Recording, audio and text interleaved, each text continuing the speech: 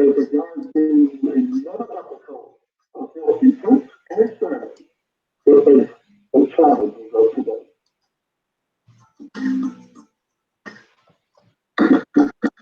What's going on? Welcome to the conversation. Welcome to the conversation. My name is Dr. Jeremy L. Blunt and my co-host, D-Man in the building, D Lodge. Introduce yourself, sir. What's going on? This is Damon Lodge. We're coming from another conversation of the SIP show. So I hope y'all enjoy what we got for y'all today. It should be a good, interesting show. The Sid. Oh, sorry. I got my own little sound effects. We working on it. We working on it. All right. So, this is man. This was a weekend, man. This was it was a little weird. I'm gonna be honest with you. It was a little strange. I hope I'm not the only one out there that it was a little strange fun. This was a quarantine weekend. Quarantine weekend. I mean, many of us were stuck in the house. I was one of them. Really couldn't get out and just do what we normally do, man. It was it was different, man. So that's kind of really what we want to talk about today. How that was, man. How was yours, man? Right? It was pretty good. We had Easter was the holiday we had. So now we social distancing, right? So how does Easter really look now? How is it going? You know what I'm saying? So our Easter was good. We did what we normally do. We'd cook a little food, we'd spend some time together, just on a smaller scale. Because usually, we're in Louisiana. We got the crawfish going, we got the music going. Everybody's together, everybody's doing their thing. But this time it was a little bit different, and it had to cause you to start thinking out of the box more. My daughter had this idea of what she wanted to start. She wanted to do a virtual tea party, and she wanted everybody to get dressed up. We're gonna send Zoom invites to all our family, all our friends to jump on this Zoom call. And my thought process was like, man, this is gonna be really a waste of time, right? Like all of us dressing up for no reason, not to go nowhere to do the Zoom call. But what it did, man, it put me in a good mood just seeing all my family and friends on this call. And like with the Zoom, you can do digital backgrounds, right? So we had people calling in from France, from Paris, what I'm saying? I was in Maui in a digital background, what I'm saying? Just getting to that old mind space, especially as a kid, of using your imagination, what I'm saying? Just using your imagination to get you in a better mood. So our Easter was pretty good, but it made me think of a question also. It's like how many get togethers you had, you've been invited to with your family. It was like, we want you to come to this get together and you always turned them out. I'm busy, I gotta work. Now you wishing you could have went to that get together. You wishing you would have been there now, what I'm saying? Just because we can't. So how was your Easter? How did you deal with this quarantine holiday? Man, my Easter wasn't bad. It really wasn't bad.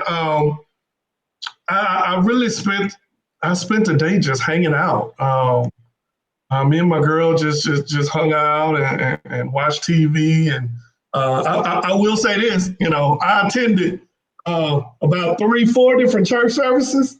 It was nice. I mean, everybody normally dress up for church, and it felt good that it felt good that the pastor was dressed up, but I ain't have to. It gave a whole new meaning to come as you are. I'm just saying, because I came as I was, and it was beautiful. I mean, I had clothes on, but it was just the point, and I was able to kind of multitask. We the weather didn't work out so well, but I got a chance to kind of work on. We got some bicycles, and we want to get out and ride a little bit and have some fun on that end. So it gave me a chance to fix the bikes up, and I really just it was a chill day, man. And it, I know we're gonna talk about church and all of that, but I'm just saying it felt good to be able to you know just chill and really come as I was and get some good word. I heard a couple good different people. I attended my church and I attended, your church and I attended a couple other churches. Okay, cool. So you tell me, Did you miss going to church? Well, just like you, I had virtual church, right? And I've been going to multiple churches every Sundays because of this quarantine. Just for this reason, you get to see how other people, uh, have their services. Like, is it the same? Is it different? Got to see the different preaching aspects and things like that. But usually, statistically speaking, that Easter Sunday is one of the biggest Sundays for churches. You know what I'm saying? That's the people usually pick their one service of the year. It's usually Easter. You know what I'm saying? But if you Mhm. like us, we stay in the church, so it's not nothing that's new. But virtual is awesome. Like you said, I can have my morning PJs on and still be in church, which is nice. You really don't have to get dressed up. I can have my coffee just chilling in my house with my family. We having a good church service. So to me, it wasn't that different because we create an atmosphere in my house where we can have that worship and that church experience here. Well, let me ask this, and this is a question not just for for the audience that is tuning in. I want to make sure we let you know that we are here, and this is an interactive broadcast. Me and him, this is our conversation. We talk every day, literally every day, and but we want to include you in the conversation. So, uh, by all means, let us know how was this for y'all spending this first Easter not being we was me and my girl were talking yesterday and it was kind of funny. We were thinking, how much money either one was saved because you didn't have to wear all of them Easter outfits, didn't have to go buy all of that stuff. So people got a little extra money in their pocket. We will at some point we're gonna have to talk about that stimulus package that's supposed to be headed to people's house. That's another discussion. I think they purposely waited to after Easter to send it to people, so people didn't go out and buy all of their Easter stuff with it. But some people were still, did you get an Easter basket? Did you do anything for Easter for your kids? Did you do some eggs? Let us know kind of what you did. Comment in our comment section. I believe we got the setup together where I know I can see it on my end. I don't know if he can, if Damon can see it on his. But if you comment, by all means, that we can see it today live and in color. Who's commenting and what they have to say? How was it for you to cope with this situation, this quarantine situation? It really wasn't that different for us. Like I said, we did it on a smaller scale. So yeah, we still had our Easter egg hunt. We still, got dressed up. We still had our dinner. But when we talk about coping as a whole, so the definition of coping means, one own conscious effort to solve personal interpersonal problems in order to try to master or minimize or tolerate stress or conflict. So we didn't want to have this holiday put us in a amount of stress, right? We didn't want us to to put us in a negative spot, not being able to see our family. So my wife said this the other day too. She's like, we always said that we're gatherers, so we like to have people over. And we was like, one holiday it would be nice not to have everybody over to our house. And it just happened to be this one because we social distancing. So it was like, well, we finally got the holiday where it could be just us. And it really wasn't that bad. It was actually pretty chill, and pretty cool. And I ended up liking that. But yeah, the kids had their Easter baskets, they had their Easter egg hunts. We try to keep it as much normal for them as possible because especially the kids, they really don't get the aspect of really going on. Why they really have to stay home.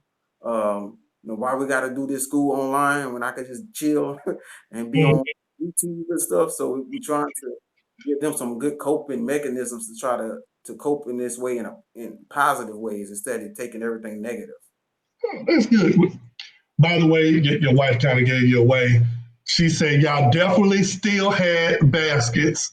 You actually made the basket. She actually made the baskets with candy in it, and y'all did a Easter egg hunt inside due to the weather. You probably were planning on doing it outside. But shout out to all, to D Lodge wifey, uh, T Lodge, and all of the mothers that are out there, and the family members and the dads out there who really went out of their way to do something special. Let us know, what did you do special or what did you do for Easter? We know, delivering that message of Easter, or talking about Easter, or dressing up, taking Easter pictures. Did you do those things? Let us know. Comment in the area next to it. By all means, let me pause and um, ask folks, if you will, take and start a watch party. Start a watch party so other people can see what you're watching, and they can also come in and join the conversation, because that's what it is. It's a conversation. So you talked about, positive and negative coping mechanisms. Mm-hmm. Uh, Coping, and you defined it, is people way of dealing with stuff. So tell me something, D Lodge, in your opinion, what are some things that people, some coping mechanisms that people use? Yeah, so Uh, some of the top on my end, I'm gonna let you talk about a couple of yours. It's all good. Yeah. So some of the top coping mechanism could be positive or negative, like I said earlier. Some people that can revert to alcohol to cope. They can convert to drugs to cope, to overeating. Right. Some people can use that energy to get exercise in. To the gym. It could be work for some people. How we coping with being in the house. We used to working all the time. People on social media 24/7. I had to reduce my screen time. Because I noticed I was on social media like 5, 6, 7 hours. I'm like, man, this is a lot of time. So I'm coping with Let a me ask lot of you, my downtime in a good spot. Yeah, what you about to say? let me ask you a question. Uh-huh. So you mentioned work, you mentioned school, you mentioned Mhm. going to the gym. It's coping mechanism. So wait, so if it's me dealing with something, you mean to tell me that people can actually do that instead of, they go to work to not have to deal with something, or they go to school to not have to deal with something, or they go to the gym to not have to deal with stuff? Yes. Wow. Wow. That's interesting now. Um, Because when you think about negative coping, right, it's your mind is overly thinking. It's not putting a negative. It's putting. Let me see how I can put this in the right words. It's making a lot of negativity come to the top. So I'm using um let's say if I'm home all the time, right? Because I'm used to going to work for social distancing. So now I'm coping into drinking more alcohol. I'm coping now to drink, do with drugs just to get my mind off of not working. So yeah, you can definitely do these things to get your mind in a different space, whether it's negative or positive. okay, so wait, all right. So in that be the case, um, sex can be a coping mechanism. It sure can. Okay, let me break that down, because people are like, wait a minute. First of all, he said the S word. Number two, how can sex be a coping mechanism? Well, if your significant other want to talk, you don't want to talk, or they want to discuss something, or the only time you all seem to not be fussing, if you're at that stage in your relationship, is when you're having sex, then that may be your coping mechanism. Well, this is the only way I know I can keep them happy, if I give them some, or but not just sex, but also a side piece could be a coping mechanism. Oh Because no. in order for me to deal with this, I'm gonna have to go find me somebody else I can talk to. Mhm. I think they could be one of the ultimate coping mechanisms, a side piece. People go get somebody else because they don't want to deal with, or find a way to deal with, the one that they're dealing with at home. When ultimately, and a lot of times, the divorce could be that's a result. So it kind of leads me to, I kind of, my theme for, our theme for this week, and I meant to mention it earlier in the show, is destination versus assignment. So the coping mechanism that you choose is because you may not be wanting to do what's necessary in the assignment. Wow. Because you may feel like right now, what we're going through, the challenges that we're facing, a lot of it starts off in our head. And because of that, we don't want to deal with it, so we go find something else to occupy our mind. To occupy, let me focus on this so we're not talking about me. We'll focus on our grandparents. You know, well, let me say this about grandma. I say grandma being a coping mechanism because if you don't want to deal with your kids, I'm gonna drop them off by their grandma house. I'm gonna drop them off, or I'm gonna drop them off by this person's house or that person's house because you don't want to deal with them. Now, let me tell you something. This quarantine that made a whole bunch of parents have to rethink.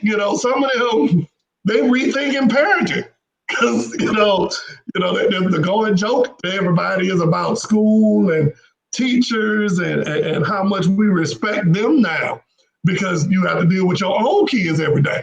But you have to deal with them before they started school. I'm just saying, but things that TV can't just be the thing that you put them on.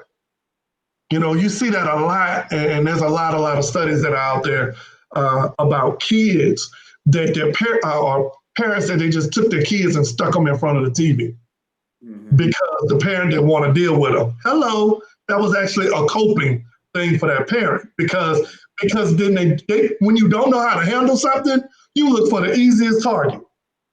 You look for the easiest thing for you to do so that you don't have to deal with it. So yeah, there's a lot that goes into that. I see some of these coping mechanisms are not all positive, as you said. You said that. So how can we identify the negative ones and add more positive ones to our plate? What you think, Bob? So yeah, so negative. If you find that your coping mechanism is adding more stress or unhealthy releases, it's negative, right? So, what I'm saying, like I said, if that coping mechanism is causing me to drink or to do drugs, which is not healthy for my body, then it's a negative coping mechanism.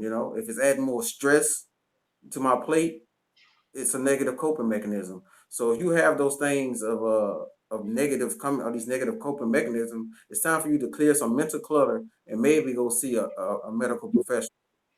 Oh, wait, okay. Mental clutter. I heard quite a few things. Mental clutter.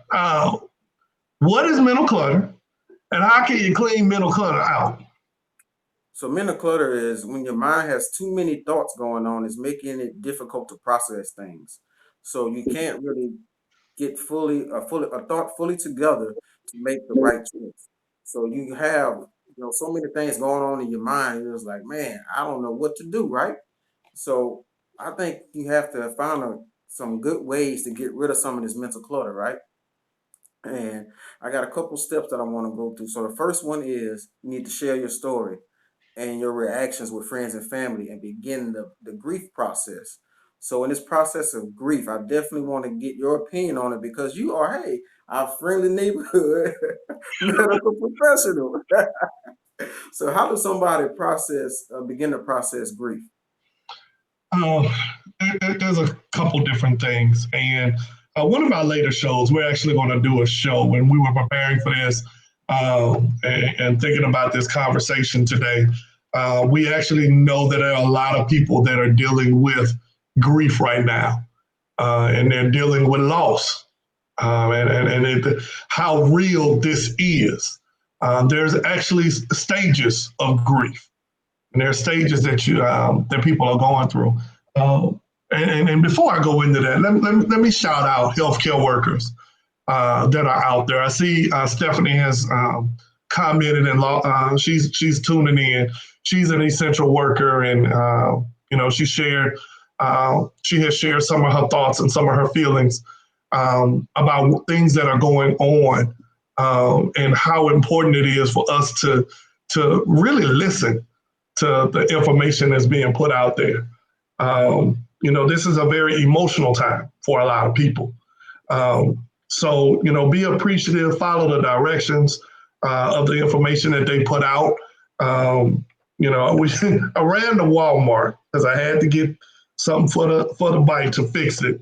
And, I put all, you should have saw me. I was protected down. I had my rag over my face and my nose, over my mouth and my nose. I had my glasses on, hat on. I was full force in there. But I looked around at how many people who are really not taking this thing as serious as it is, because they was in there just wide open, like this just a normal day. And that's adding a lot of work to our healthcare workers. So I wanted to shout out Stephanie. She mentioned that. She made a comment, um, but we definitely need to do that. Now, for those that are dealing with grief, are dealing with loss, um, there are stages of grief. And the first stage is denial and isolation. And denial kind of looks like, people just running around saying, no, this isn't happening, or this can't be real. Um, you know, but they don't realize that number one, denial is a normal response. I mean, let me put that out there. That's a normal response. Isolation is when they start blocking out the things that people tell them and they start hiding them. They don't want to talk about the facts of stuff.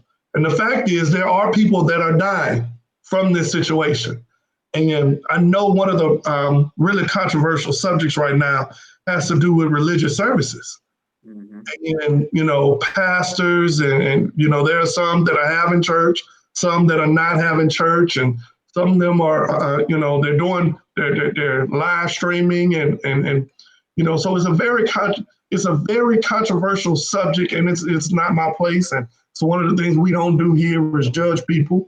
But I will tell you, make sure you're making the decisions for you that you can live with. At the end of the day, make sure it's something that you can live with, because some people can't deal with the isolation. You can't deal with not being around anybody at all at no point. And that's why it's so important. We talked about FaceTiming, and we talked about, how important it is to Zoom with folks. I do a Zoom with my kids almost every day. And so the first stage is denial and isolation. Then the next stage is anger. People they get mad. They don't know how to deal with stuff. And there's a lot, you're getting mad with the healthcare workers, you get mad with the doctors, you feel like they should have did more, or you get mad with the person that passed. You're angry because you feel like you should have said something or did something. And then you shift into the next stage, which is called bargaining. And that's, you're seeking out, you wish you would have done this, and you wish you would have did that, and you're second guessing the decisions that you made if they were the best ones. And that's why it's important to take a moment to make the best decision that you can live with at the time that you make it. And then I gotta say this, because some of them are, some people are, they may try to make a deal with God. Mm-hmm. If I do this, then if you do this, God, I'll do this. And right now, there's a whole bunch of folks that are making deals with God right now. If you heal me, if you heal my family member, if you just take this away and let everything go back to normal, I'll go to church every Sunday. Knowing good and well they don't plan on doing it, but that's a whole nother discussion.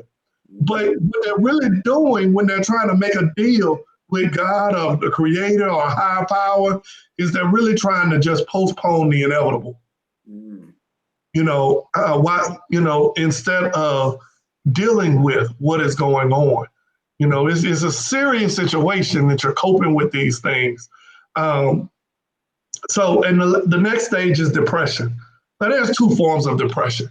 There is, the practical implication relating to loss. This is what people are most used to dealing with, just the sadness and the regret, about what is going on or what has happened, and wish they would have did this and wish they would have did that. And then there's the other page, which is what I call the private preparation to separate. It's their private way. And I mean, that, it doesn't always, just as a person is quiet, sometimes they're processing. It doesn't mean that they're, got to pay attention to the avenue that they're using. You got to pay attention to the things that they do repeatedly. But some people just need a moment, to come to terms with, hey, I've lost this. This isn't what it used to be. And let me be one of the first ones to throw this out there. Day-to-day life as we know it, I've been saying it since we started this podcast, is a new normal. Mm-hmm. The way we used to do things and the way we used to see, it's not going to be the same way. So, for those that are tuning in late, I definitely want to kind of throw this up there uh, because it is kind of the stages of grief. So folks can, kind of look at this is, this is a real thing. And then the last stage is acceptance. Some never reach this stage. The arrows in the middle, they're going the other way, meaning you can leave denial going to anger, and instead of going from anger to depression, you can jump over to bargaining, and you can go back to denial all over again. Sometimes you jump from depression and go straight over to acceptance. Some people don't deal with the bargaining. Each person deals with this differently.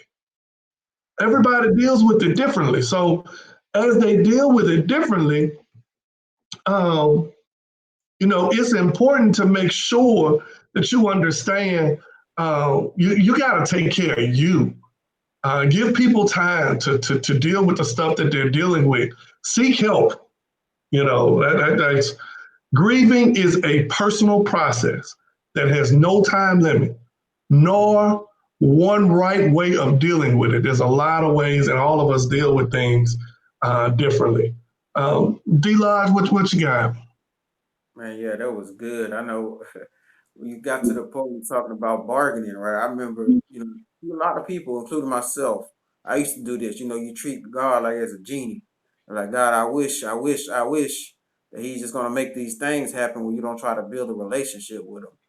Like you said, that's a whole another different topic that we might have to touch on a different day. But as we continue in clearing out our mental clutter, so yeah, we have to find our way to process grief, right? And we also have to seek help within our church, our community, and if a professional counselor is needed, you need to seek help that way, right?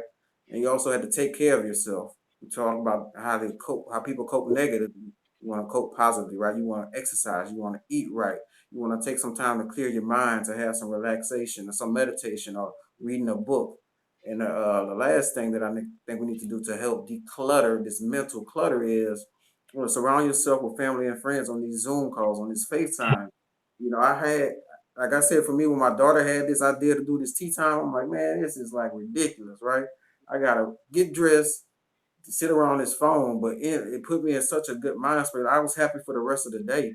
I had so much joy for the rest of the day just because I got to spend time with my loved ones who I don't see often. I got family that was calling in from California all the way up to Virginia. We all on this Zoom together, just having a good time, eating food together, and it was definitely needed. So that was like the four things that I think you need to do to help declutter your mind. That's good, man. That's good. Declutter. Let me make sure. I want to post a comment that Renita, shout out, that's one of my church members. She talked about, and I want to make sure that I'm clear in this. There's at the same time you're taking care of you, Mhm. it's also equally important that you make sure that you're getting, and it's kind of like a fine balance. You still need that middle uplifting. You still need that inspiration. And to many of us, church is that, when we talk about coping and positive and negative coping, church is a positive cope coping mechanism. And to some people, it may be the only mechanism that they have, that they have to use that to get through it. Many of us go to church because, that's what get us through the week. And to be honest, it has caused a lot of people, I believe, to get a closer connection with God, with a higher power, because they haven't been able to go to the building. And we heard for years preachers say that the church is not the building, it's the people. And now you understand, and because we're in a situation where in many cases we have to. But please understand, you got to do what you have to do to one, to maintain you, so that you can see past this, so that you can get past this. We're all working to get past it. And I like the way my pastor, shout out, Bishop Young, he put it, he shared, you got to do what you have to do to get you past this, to get you through this. And to many of them is, hey, some people just need that torch because they got to follow the torch. They need the torch, or otherwise, in a dark place, they won't know which direction to go and how to handle that. So, look, that was our talk today, man. That was good. Um, it's time for our shirt challenge. What your shirt got? What you wearing today, D Lodge? So I Tell am me about wearing my Have a Heart shirt. It's for a kid at our church that committed suicide because of bullying. So we want to have bullying awareness, right? Because they not in school, but they still could have cyberbullying. They still can be affected by the other students on this through text messages, through house party, through all TikTok, through all these different platforms that our children are using. So we just want to bring awareness to bullying to stop it, even if it's not physical. It can be cyber. That's my T-shirt for the day to bring awareness to bullying. What you got, sir? that's good. But first off, I know you've been saying it the whole time. It says "Go Jags, go Jags." I'm not a SU alumni. I'm an LSU alumni, but my whole family went to Southern. I was the only one that went somewhere else. But I still represent them. But also, this shirt is also for Our Lady of the Lake Blood Donor Center. Mhm. So I want to kind of, it was kind of a twofold. I got to do two shout outs into one. There's a lot of people that are sick that still depend on blood. So if you are a blood donor, if you've ever considered being a blood donor, I want to encourage folks to be a blood donor because it really does save people lives, especially during times like this. It's important to share and to give to other people. Look, and let me mention this. Everybody's mindset right now is just around COVID-19, but there are still people that are battling other issues that they deal with on a day-to-day basis. That are still battling health issues, still losing family members that are not dying from COVID-19. Our assistant pastor's brother passed away, and it had nothing to do with COVID-19 just this past weekend. So, and a lot of times those things get kind of hushed up and pushed to the side because, um, it is the focus simply is on something else. I like the way Stephanie said that one donation can save three people's lives, can save up to three people's lives. So I want to make sure that we push that. It's important. I want to thank everybody for tuning in today. Man, this was an awesome show. This was a good talk, man. This was a good talk. What you think? I think it was a good talk. Some good conversation. That's what we're looking for. Hopefully, it helped encourage some people. Maybe hopefully we gave you some good coping mechanisms to deal with this day to day quarantine life that we all doing. But I enjoyed it. Man, it was good. Tomorrow's discussion, it is Tuesday. What's our Tuesday discussion? I'm at a loss at the moment, trying to remember what our Tuesday discussion is. What our challenge of the day? Hey, let's go into our challenge of the day, and we'll talk about our Tuesday discussion in a moment. Our challenge of the day um, has to do with we just want to know what did you do for Easter? Did you do anything? I saw one comment from Jeremy Strickland. Jeremy Strickland said he didn't do nothing and he loved every moment of it. And it felt cost efficient, as he put it. It felt cost efficient. So yeah, it was a lot of different things that we could have did and we could have spent our day doing. So we just want to know, what did y'all do during your time? How did y'all handle it? What did you do? So that's my comments for the day. Tomorrow is Tuesday. Our theme for Tuesday Take Time Tuesday. Take Time Tuesday. What we're going to talk about taking time to focus on something and taking how to make sure it's important. Um, I don't want to give too much of it away. I want to keep it to ourselves. So look, that's our conversation for today. We just brought y'all into it. Me and you gonna continue this conversation a little bit later.